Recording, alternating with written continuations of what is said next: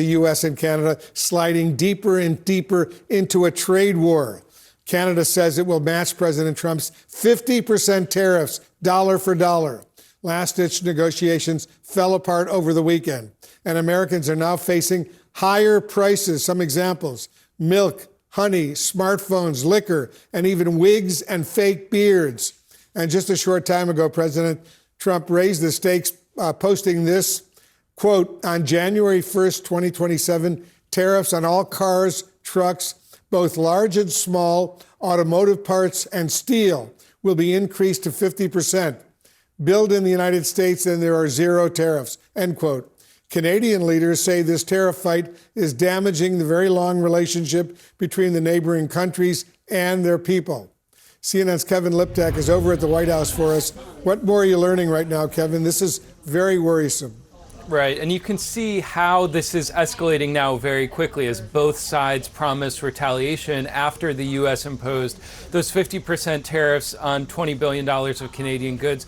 Mark Carney, the Canadian Prime Minister, promising to match that dollar for dollar. Now President Trump threatening to impose those 50% tariffs on autos, but also steel and automotive parts on January 1st. Now, I think the question now is whether we're in the escalate to de-escalate phase of all of this. President Trump, at least for his part, does not sound as if he's in a de-escalatory mood. He said that Canada had been ripping off the United States for years, that they were among the worst nations in the world to deal with, and that the United States doesn't need Canada, they need us, which is quite a striking way to talk about not only a neighbor of the United States, but also one of its closest trading partners. Now, both sides of this are offering differing points of view about how all of this fell apart. This morning, the U.S. Trade Representative Jamieson Greer said that Canada had imposed last-minute demands. And Carney, in fact, said that it was the U.S. who imposed last-minute demands and said that it called into question the reliability of any deal. Now, the 50% tariffs that went into place over the weekend, they really only account for a small fraction of trade with Canada, about 5%, in fact, but it is a consumer-facing list. It includes things like Christmas ornaments, hockey sticks, fishing rods, dog leashes, and muzzles. So that could take a major toll on exposed sellers.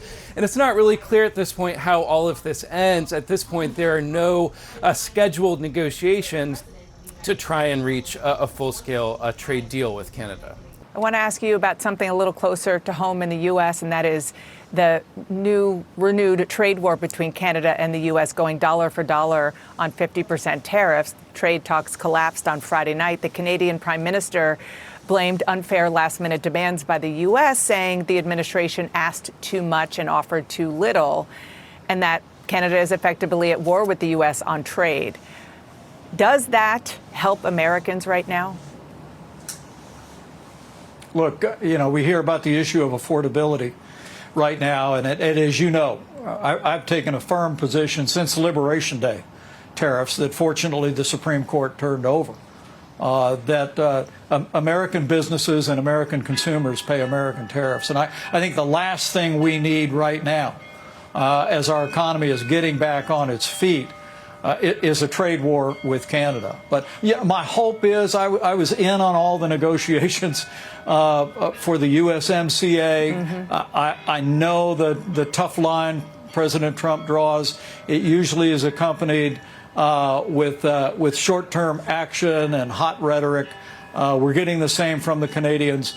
But my hope is, for the sake of American families and for the sake of the American economy, that what we're looking at here is negotiation and not confrontation in a trade war. And that's how I would advise the president. Drive a hard bargain, but let's pursue free trade with free nations, most especially our trading partners to the north. The trade war between the U.S. and Canada has escalated after talks imploded over the weekend. The U.S. has imposed a 50% tariff on $20 billion in Canadian goods, hitting a wide range of products, everything from milk, honey, beer, and wine to hockey sticks and fishing poles. Prime Minister Mark Carney is now vowing to hit back with a dollar-for-dollar tariff on all kinds of U.S. goods, including steel, dairy, paper products, and electronics. That would start September 8th. Carney said the U.S. asked too much and offered too little as trade talks collapsed. Joining me now is David Eby. He is the Premier of British Columbia. Thank you so much for joining us this morning. You have said that the U.S. deal that was offered Canada revealed the true nature of what the White House really wants from Canada. What do you think President Trump really wants to do to Canada? Well, I mean, you just have to listen to the words the president says. He would like Canada to become the 51st state. We are proud and we're happy about our relationship with Americans. We like our American partners and friends.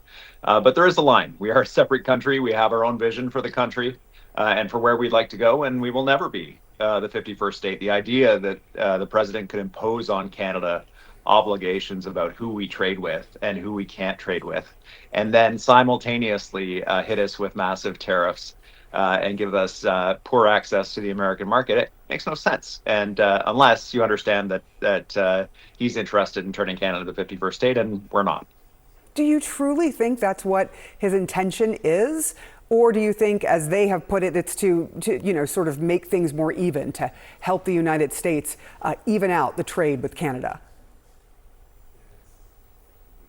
Well, I mean, the idea of evenness is a bit of an absurd one. I mean, we sell a lot of energy to the United States. So if you like affordable energy in the U.S., and it's questionable about whether the president likes affordable energy, given his various policies. But we do sell a lot, and that causes a trade imbalance between Canada and the U.S. But in every other product except for energy, we're in a trade deficit with the U.S. And what it actually means for Americans is a new 50% tax if you're building a new home on plywood, if you're replacing your floor on veneers, if you're getting married on cut flowers, if you're going out fishing on fishing poles. It is a bizarre policy for Americans. It's going to hurt them.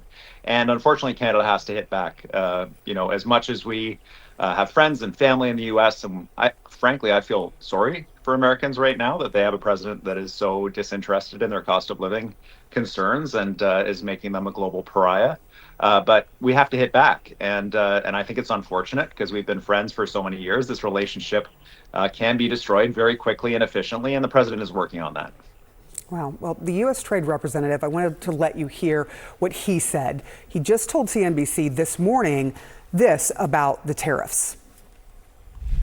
I think the market knows that at the end of the day, this is 5% of imports from Canada. It's 0.06% of our overall consumption in this economy. So there's no possible way it can really affect U.S. well-being, right? So Greer says there is no possible way the tariffs can affect the U.S. well-being. Is that how you see it? Well, Canada is the number one export destination. We're the number one customer for dozens of U.S. states. We're number two for the rest. And this is a negotiation with Canada that is just preceding negotiations with Mexico.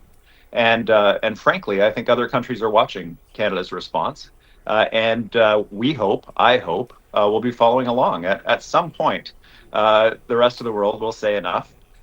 In terms of hitting your number one customer with a 50% tariff and expecting that we wouldn't do the same is bizarre. So we will, the Prime Minister has been very clear, tariff American company goods coming into Canada, and we will ensure that Canadians buy from other places in response to this. I just want to give you one. We're a major lumber exporter here in British Columbia. Yes. Our tariff level on some wood products to the United States is 85%. That's worse access than Russia and Europe. I mean, I try to make sense of this policy in terms of our relationship with the United States and Canadians, and there's just no sense to it unless you understand the president has a larger ambition. David Eby, thank you so much for your candid conversation this morning. With us now is CNN global economic analyst Rana Foroohar. Rana, the Wall Street Journal, which frankly hates tariffs, has an editorial today that said this is the dumbest trade war revisited, and went on to say one reason for Mr. Trump's frigid approval rating is that voters believe Mr. Trump is waging blunderbuss wars without a strategy on trade. They're right. It's hard to separate the economics from the politics here. From an economic standpoint, who's going to feel this more, the United States or Canada, and when? I got to say, John, I agree with the Wall Street Journal. I think going into a trade war with your one of your closest allies and your northern neighbor is idiocy, frankly. Who's going to feel it more and when? Well, look, it's true that Canada is more vulnerable overall economically to the U.S. We're a bigger market for them if you take it in its entirety. But here's the rub, John. Some of the products that come from Canada, like lumber, for example, very, very important in the U.S. building trades, energy. These are things that Americans are already feeling a pinch on: fuel prices, energy costs, housing costs. So these are actually very, very sensitive items to Americans. And then, it is hard to separate the economics and the politics.